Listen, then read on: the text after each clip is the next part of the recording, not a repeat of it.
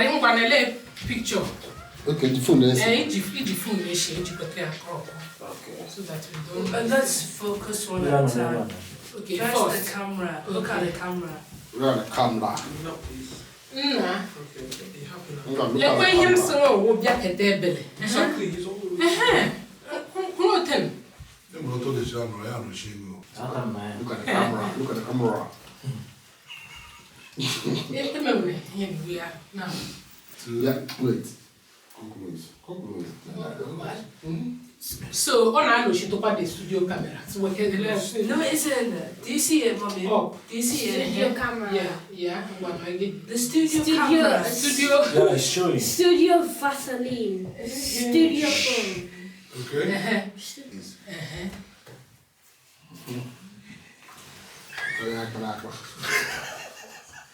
Like this, make it.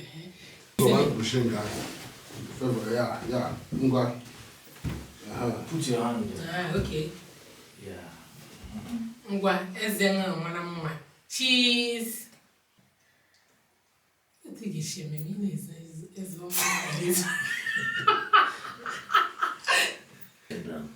I'm never did here now. I'm going to Stand. Shall I? You do so good one here. No, you go temple here. You're looking at the camera. No, you go temple. The cheese like that. Cheese. Yes, you got the camera. Bia. Okay, mom.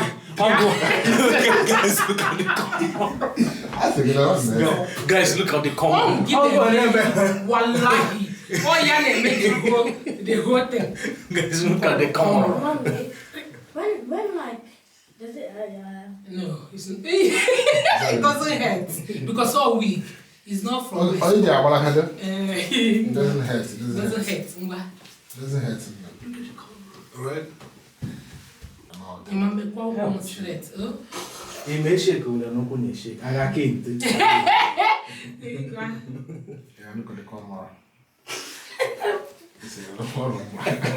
okay, I'm not sure why that is not wrong. I'm not sure why you put. Okay, can we stand Yeah, there? of course. Look at the camera. Okay, only shift the yeah.